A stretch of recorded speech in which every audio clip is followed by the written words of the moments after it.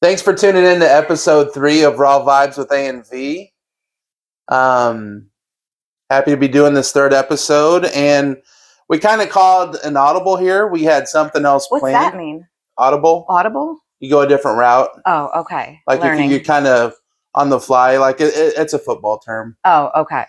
Audible. Yeah, audible. So little audible, and we just kind of wanted to talk about some of the frustrations and health things she's been going through, and how I don't really speak for her, but just how her divergencies kind of magnify them a little bit, or just make you feel it a little heavier. Oh, yeah. Maybe. Yeah. So this is definitely an impromptu podcast that we're doing here. Today was very emotional, very, very emotional. Aaron and I worked together all day today, seeing doctors, but I'll get into that. I just want to summarize real quick from my childhood, basically, till pregnancy and after. I was born jaundice, so that basically, I think that has to do with the liver. I think so too. The liver. So my mom basically told me I had to go in and get shots, like for bilirubin or something like that. Basically, I'm just going to go over like kind of the basics of what I went through. So growing up, I just had tummy aches, trouble breathing, always like trying to get a deep breath. I would get twisted ankles. I had sleep issues. I was a picky eater because of like stomach pain. I always had a lot of stomach pain. I remember going to the bathroom and like being in there late at night, like, oh my God, Jesus is punishing me. Why am I having this horrible stomach ache? And so a lot of issues. I saw asthma doctors, just different things, and no one could, lactose intolerant, don't have milk, so all sorts of that stuff. And then I kind of went through a phase where I didn't really eat meat, but that I think because was my divergency and texture and gross. So, and I'm talking real fast because I kind of want to get to like the good stuff. Like this is all good, but so basically also depression, anxiety, that also came with the tummy aches. And I remember at one point I saw a doctor because I was just going to the bathroom so much. So they thought maybe I was diabetic. I had a lot of diabetic symptoms. And then when I moved to Florida, I had issues again with breathing and vertigo. Like I remember one time I was dizzy for a month. And anybody who has had vertigo, wow, it's like, have you ever had vertigo? No. Like it's intense. And this was a month straight. It was wild. So then I got into yoga, and that helped a little bit, but I also had sinus issues. And then ended up getting, married, pregnant. And then I had a really hard pregnancy, physically, mentally, every single way. I had a lot of infections. And so Fuega, her name is Fuega because it means fire. Because when I was pregnant with her, I felt like there was a lighter, like being lit off inside my body. Like it was just, I was always in pain. And I went to the doctor, to the hospital multiple times. They did scans. They said everything was fine. Everything was fine. There's nothing wrong. Also still breathing issues, stomach issues, all of that's getting pushed up. And so I get sad and like for different reasons because of it. But then they told me like to not have kids. A couple of doctors was like, you shouldn't have any more kids. And I never really knew why. They just said it was like dangerous. Like because I was in so much pain, but that's another story. After birth, more health issues. So I ended up at the Mayo Clinic. And if people know about the Mayo Clinic, I think in the United States, there's only like three Mayo Clinics. And so I was in Florida at the time. So I went to Jacksonville. My mom actually came and helped. And I was kind of diagnosed with like a food phobia because I was so like picky and like scared to eat because I would always have like stomach pain or pain. It's not stomach pain. But I was diagnosed pancreatitis, gastritis, all of the gastritis or the itises. Like all of the itises I had. So basically, even hormone imbalances, Hashimoto thyroiditis, which I'm sure a lot of women are definitely going to know what I just said. It sounded fancy, not going to lie. Yes, it's very fancy. Basically, I don't know if I completely understand it, but has to do with your thyroid attacking your body or something like that. just can cause a lot of issues. So, I was always like pushing down and like trying to like feel better. And like, I saw hormone doctors. I remember seeing, I saw an ENT, and I actually had turbinate surgery because I was like, I can't breathe. I'm always having trouble breathing. And I think it's because my turbinates, because they're glands inside your nostrils. They like cauterize them down. But you know what happened? They grew right back. So, so I was like, whatever, that's not going to help. And then I had the whole jaw issue. I was born with something up with my jaw where my disc was out of place. So having a jaw issue for all of those years also causes a lot of physical and all of the pains that doctors didn't really know why. And this is a really good story. So I'm not going to use any names because this is in the moment podcast and I haven't asked for permission. But I was on Facebook one day. I think, and I don't know, I may have told you, I think you know this story about, that, my jaw, I'm always hurting. And Aaron knows, like, he's always like seeing how much pain I was in, like anytime I would eat. And it was getting to the point where I didn't want to eat. Remember? Like I was like, I didn't want to eat. Like I'm miserable. So, but I was looking on Facebook and then I saw someone post about their job at an oral surgeon. And I was like, I'm just going to message her. Like she could say, no, I don't want to talk to you, ignore me, whatever. I was like, I'm just going to message her. So I sent her a picture of me as a kid. I think a couple pictures just to show like how I smiled and like how off it was. And I kind of told her like what I was going through. And it's really hard, like oral surgeon, like that's a different insurance. It's a different, like, it's crazy. It's really crazy. You have to like, it's money, you know? And so she got me in. She was like, he wants to see you. Yeah. So in the end, I ended up having jaw surgery. It's been almost a year now and it's a lot better. Like that's, again, this is one of the things that has changed my life. Sure. And I have been fighting to find answers with what is wrong with me. And that was one of them, to finally figure out, oh my gosh, you don't have a joint or a disc. Yeah, it was folded up. Yeah, it was folded up and it was in my face. You know, it wasn't even repairable. So that was like a life. And I am so grateful for her to say, yes, like, here, we're here to help you. And they were amazing, like amazing place to go to. So that's just like a little summary. So, but this past, what was it? So what are we in April? May. So I would say, when was it? April, the beginning of April, I started maybe not really feeling like, I was just run down, like just tired, just lethargic. Like, I don't even know what else I was feeling. There's been so much happening, but I went in and I asked for, I see my doctor regularly because I'm on Adderall. So I went in there and I said, I want to have this blood work done, such and such. And I said, I specifically want my cortisol checked because I thought, oh, maybe I have high cortisol and that's why I'm not feeling good. So it came back though. And was it high? No, it wasn't high. It was low. And so they decided to test me for something called Cushing's, which was weird to me. And this is where it starts to get like, where I get upset about, I don't know, the lack of knowledge and like, like the inefficiency of some of the things that take place when it comes to testing and stuff. So I have low cortisol. And then I look back at old blood work and I've always had low cortisol.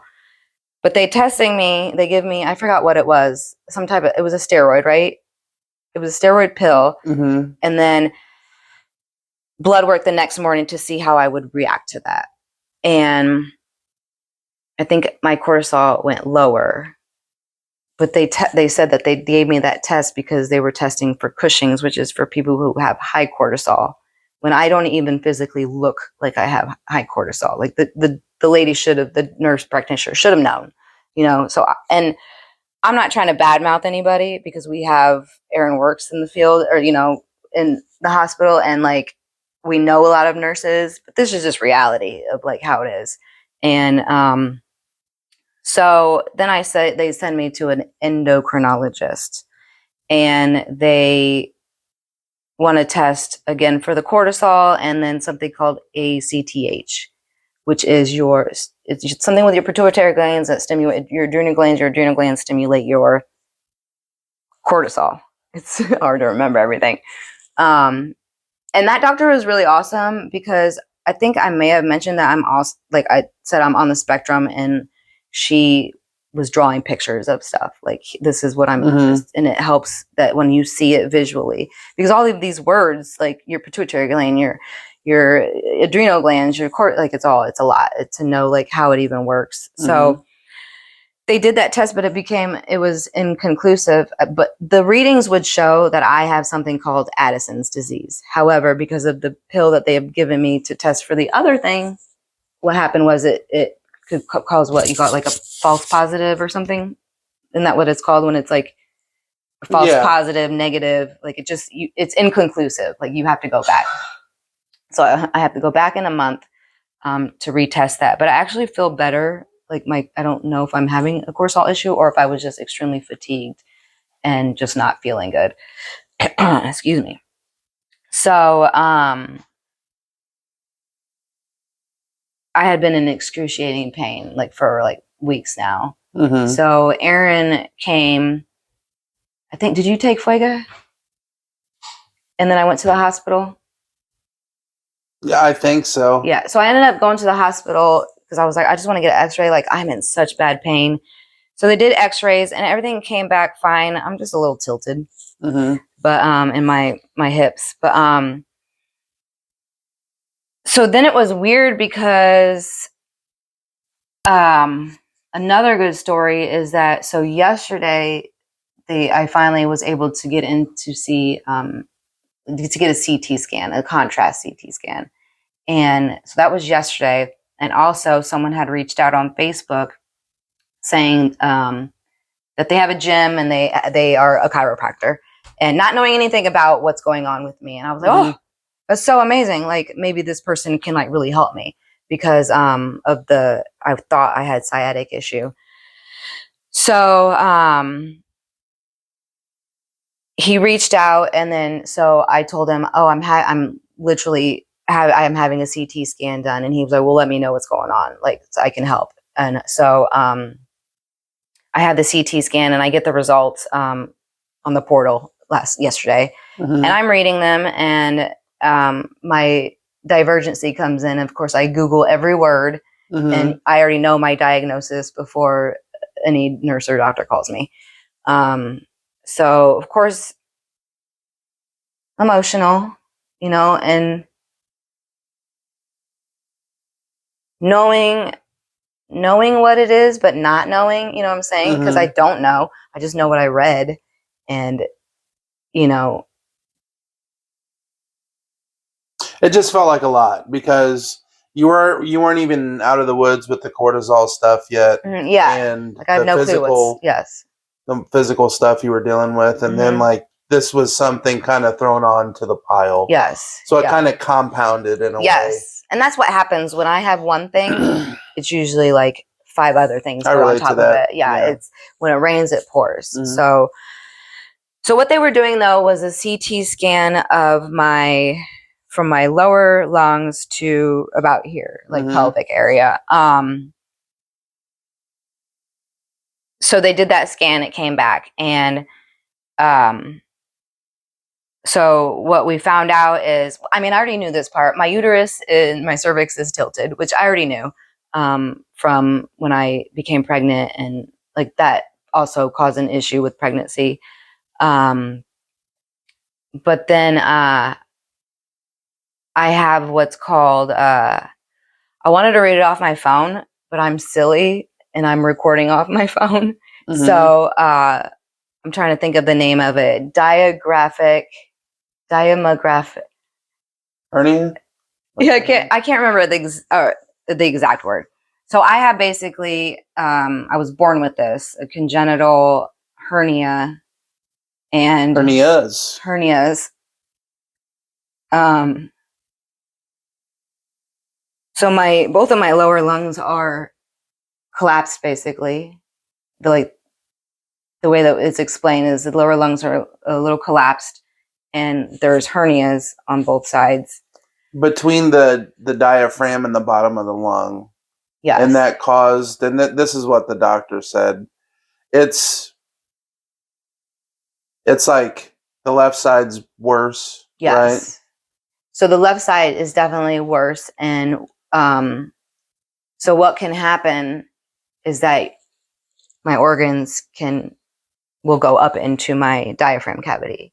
Mm-hmm. But on top of that, like as I said earlier, like I've always had breathing problems, Mm-hmm. and this is why, is because I don't have and the pushing down thing. I don't have enough lung capacity, and the reason why I always, when they told me gastritis and all of this, like stomach issues, I would literally put my fingers in my ribs and push down, and what I was doing was pushing, basically my organs and getting everything out of the hernia, not knowing that I was doing that. And to the point where I would bruise myself, like, because I was in so much pain, but it was just like felt good to like try to move what I thought was actually gas, you know? And so that's what but I wanted more depth into the story of today, is that we went to the first nurse practitioner, and she basically didn't know, like she never had heard of this, like she didn't know what this was. So and then kind of discussed about my pain area a little bit, and then I saw another doctor, that there's this place in town that I'm also looking into for like checking hormones and that type of stuff, a little bit more of a special private place. So she talked to me, so I will be getting a ultrasound of my uterus, just to make sure there's no like cyst or anything like that. And the doctor, and so did that. And then the guy who reached out, the chiropractor, we ended up going, and I thought he was really amazing. Like I had seen him doing clips on Facebook since I moved back. Like, you know, when you see the reels, and I was like, oh, this guy, he's talking about cracking backs and stuff like that. And then just scroll along. And because I had been seeing a chiropractor here off and on, but like it was just so generic, crack, whatever. So we went to this guy, the chiropractor, and basically it's not it's an issue with, it's called deep gluteal space syndrome, but I also read that it could be called deep gluteal pain syndrome. So basically it's deep, it's all of those muscles back there in the glute area that are connected, and they're just tight. So what he did today was a lot of like stretching and pulling and excruciating pain. Like how I probably looked. Yeah, I remember when you said, "Oh, I can't take it anymore." Yes. I was like, "Oh no!" Literally, just scraping all of this whole area. Just so basically, that's what I have, is some type of syndrome, a gluteal syndrome.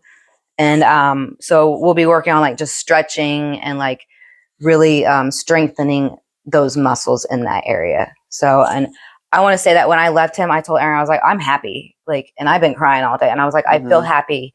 You said that you felt better even before we left. I did. I felt better. And then we went and had lunch, and we were standing waiting, and I was like, oh, okay. I'm able to just like stand without being like, oh my God, like I'm in so much pain. So I am still in pain, and it still hurts. But so it's going to be a little bit of a recovery, but it's not like I have a slip disc or my sciatic is messed up. So, and I'm great. I'm like, yes. Cause I didn't think, cause some people are like, oh, your sciatic, your nerve. And I was like, I don't think that. I was like, cause it felt deep in there, you know? So I'm really grateful for that. So then we went back to the doctor, because instead of seeing the nurse practitioner, they were like, okay, we want you to see the doctor. So we go in there, and so I've been seeing this doctor since I moved here, and I stuck with her because, one, she is a female, two, she is Hispanic, and that is for those, I mean, people, it's a cultural thing. It really is. And I don't want to sound like I don't even know what the word would it's just my cultural, and she understands like how I was raised, how like just how we live life as Hispanics. A little bit of relatability. So she comes in and we talk a lot about, she was very concerned about my pain. Mm-hmm. And then what I loved is, what is it that she said? Because I possibly have endometriosis, about 99.999%. And I'm sure a lot of women can definitely relate to that, or just even having pain and like thinking, oh, I probably have endometriosis. Mm-hmm. And there's really nothing you can do for that. Pain management. And I am not one to want to take pain pills. So that's a big struggle for me, is like, how am I going to do pain management? And when she says pain pills, she even means like Tylenol and aspirin. I like, do. Like Yes. we're not talking Norcos or anything Yes. crazy like that. We're talking over the counter. Yeah, I stuff. struggle. Yeah, to take like, oh, you need a Tylenol. I'm like, I don't want to take it. It's just something in my body that shouldn't be in there, you know. And and it's not like I want to feel the pain. I don't. But if that's what it is, that I just have to live with pain. So so she talked a lot about that. So we'll do an ultrasound, and then we talked about the whole hernias in the lungs, and so yeah, it's congenital. I was born this way. And did that give you kind of validation about things you went through when you were younger, knowing that this was something you literally? It does. So what most of us, like, who are on the spectrum do is a lot of ruminating, right? Am I saying that, ruminating? Where you think about the past and like things that could have been different, or just things that happen. And yeah, I mean, I'm glad I know, but I do look back and like, almost, golly, I'm almost 42. And this is where like I just now finding out, you know, because I've had breathing issues forever, you know. And I've said this multiple times. I remember getting in trouble at church, not trouble, but like kind of like, stop it. Like for like, I would do that deep breathing. Yeah. And like, stop. Cause it made it, like, it seemed like I was bored. Like, like I would do a lot of sighing, but it was just me trying to get air into my lungs, you know? So, but that also caused a lot of things where like, I didn't want to breathe normal sometimes because I was scared I would get in trouble. And, or,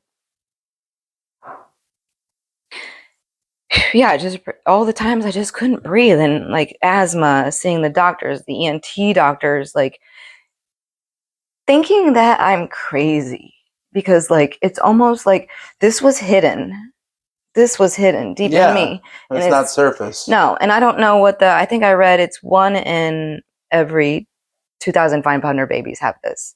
And usually they catch it at birth. Like they catch it at birth, you know? And there was just no signs with me. There was no, I just looked normal, you know, besides, I was really yellow, you know, from being jaundiced, but, it was probably more concerned about that anyway. And the thing is like, it brings me back to just all of the other health issues, like going to the Mayo Clinic, spending like, that wasn't insurance. That was cash. That was money, and a lot. It was a lot of money. And, that I'm grateful for who gave it to me. The person is no longer in my life, but, I'm glad I went, you know, but this hernia is the cause of the pancreatitis, gastritis, coli, like everything, because of all of the smushness and everything, you know, and the not being able to breathe. It was just, my lungs are collapsed, you know, not all the way collapsed. Everybody, I don't want to freak anybody out. It's the lower part. I'm okay. And the main thing I have to know is, oh, and that's another thing I wanted to bring up. The doctor said to me about my possibly having endometriosis. She's like, what did she say? She said, basically, is this enough for you? Is this going to be enough of an answer for you to be okay? To stop looking, to stop like searching for what is wrong. And I told her, yeah, if it's endometriosis, okay, whatever. But we need to do a scan, make sure there's no tumors or whatever, you know, because it's excruciating pain. And that's just not normal, you know? And she's like, because I know you. And that meant a lot for the doctor to say, like, I know you, because I am the type of like people on the spectrum, like we want to know the very pinpoint of what is going on. And like for years and years and years and years to be going through this and tired and tired and tired, you know, I want there to be an end. But Sure. I also need to know, like, I can't just like, okay, I feel this way for the rest of my life. No. And then this is another thing I wanted to bring up is that the first nurse who wasn't sure what it was, she read a little bit. You could tell she was reading a little bit about it. And basically she was like, what did she say? You're fit or you're healthy. You're healthy. You move. You know, this is something for like, if I wasn't born with it and I had it, it's usually people who are, what is that? Sedentary. People who don't move. People who don't breathe deeply enough to involve their entire lungs. And for me, it's like I work out. She must be able to do cardio. She must be able to have stamina. And this is where it really got me. It's like, I've said this to you and I've said this to my mom, and that like the way I look like physically, yeah, I have muscles and I look strong and I keep myself together looking proper because I was raised that way. You go out, you look proper, you take care of yourself. But it is like a mask. It's a mask. And even like the tattoos, it's because I'm tiny, I'm small, I'm a female. I've had things happen to me. I want to look tough. Like I don't want people to mess with me. And I do enjoy working out. I enjoy it a lot. It's a hyperfixation for life. But I'm not as like, I am healthy. I am. I'm just, I don't want to say weak. You just deal with a lot. I deal with a lot physically. Earlier you said something that kind of like, it made me bummed. You said, how I look is not how I feel. You said that to one of I forget which doctor. I know, we saw so many doctors. Yeah.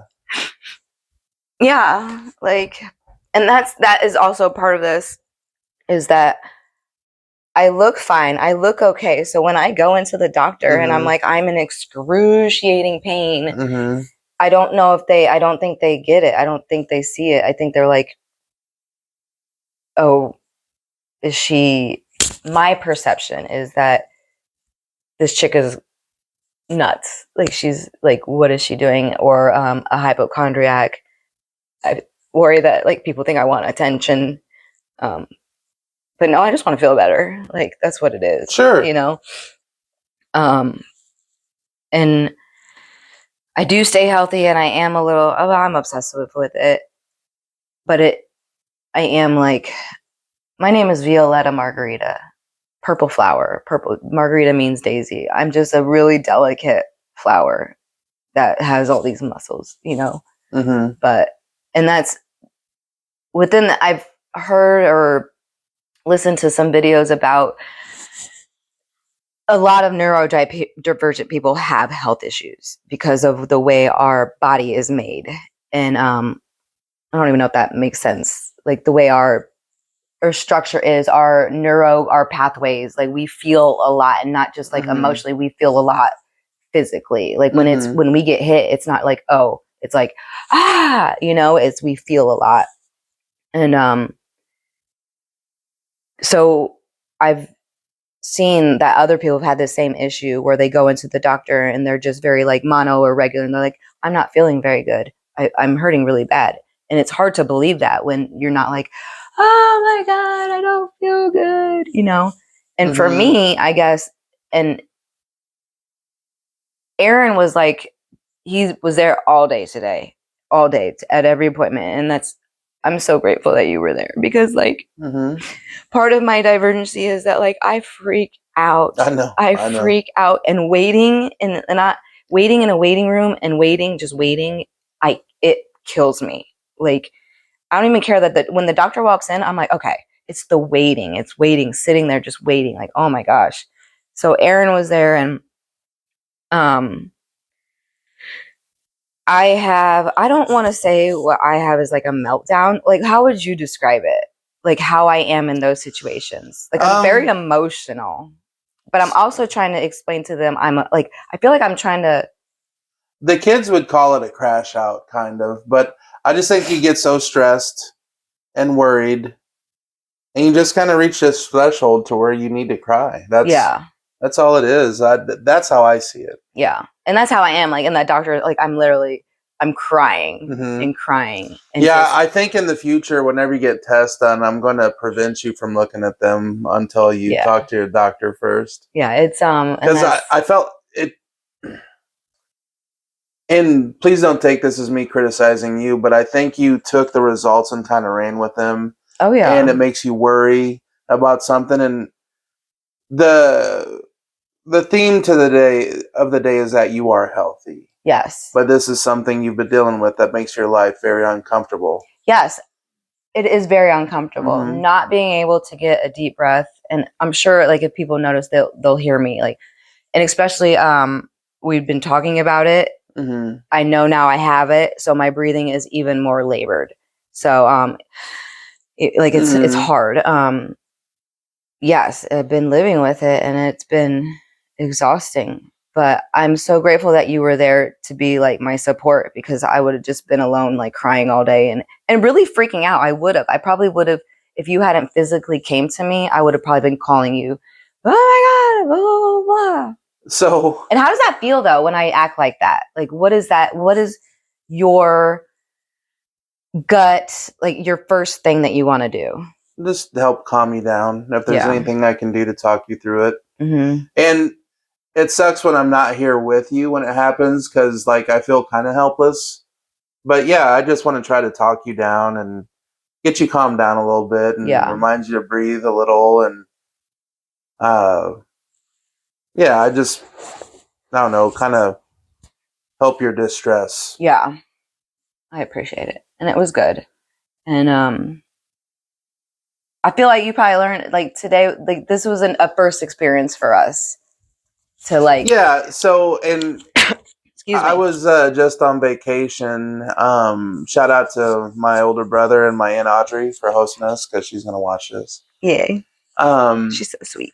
But so today was an extra day off for me. You know, you drive 12 hours back, you don't feel like going to work the next day. But no, I woke up. It's funny. I slept in until it was somewhere between 7:30 and 8. Isn't that wild how our sleeping in is, that's what it is? Yeah. Yeah. And then I remember yesterday you saying that you had some appointments coming up, and I was going to ask you like to come with me, and then I was like, no. And I don't know, I just reached out and said, hey, do you need me there today? Yeah. And she said, I forgot how you responded, but it was, I didn't say yes and I didn't say no. I said, I'm here early, and then I told you where I was at. Yeah. Yeah. And then I was like, well, he'll make a decision whether. Because for me, for you to come, there was one point when we were sitting in the room waiting, and I looked at you, and I was thinking, like, damn, that dude's fine. Not only that, I thought, like, why does he want to be here? Like, why is he here? Like, he doesn't have to be. No, I just know it's hard for you, and I care. I know, but that was like my perception. Is like, why is he here? Like, I'm nothing. Like, I'm nothing. It's just like, I don't know. Like, he doesn't have to be here, you know? And then came for one appointment. And then the chiropractor was spontaneous. And it did, because I literally only had, I had 2 appointments. But it did, yeah. So it ended up in between, and it ended up being 4 appointments. And then, but it was a really good day. I'm so glad that we got to spend the day together. It was so nice. We went, we did, in between the appointments, had lunch at a cafe in Chatham. And then we want to talk about Chatham a little bit real quick right now, since I did bring it up. And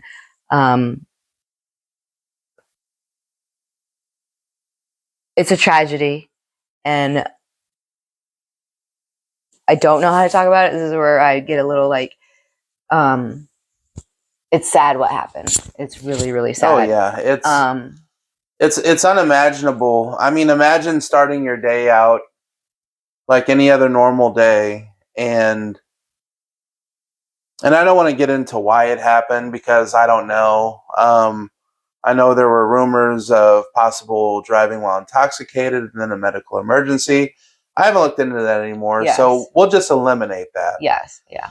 But at the end of the day, 4 children died Mm-hmm. doing what they did most days after school at that Yeah. facility. Yeah.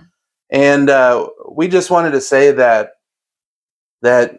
you all have been in our thoughts. Like, Definitely. and it's not just the parents, but it's like The whole community. the whole community, because like that's such a hole to fill. And there was a picture I saw on Facebook earlier. It was like a State Journal Register article or something, but it showed 3 little girls like huddled up and crying. And oh, I don't do well with kids being sad. Oh, me either. And I just can't fathom. I cannot fathom that, losing a child.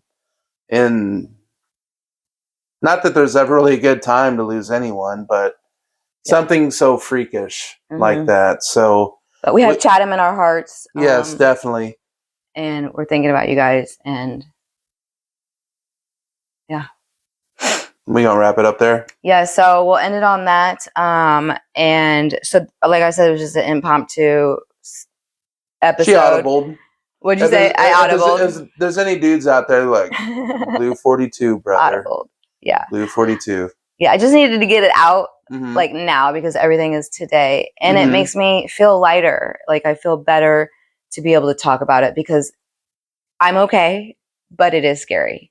So yeah, it's the unknown. It is the unknown. So but I'll keep you guys updated for sure because it's going to be a journey. And we are working on the next episode, the third, I don't know, episode, and of me being undiagnosed growing up.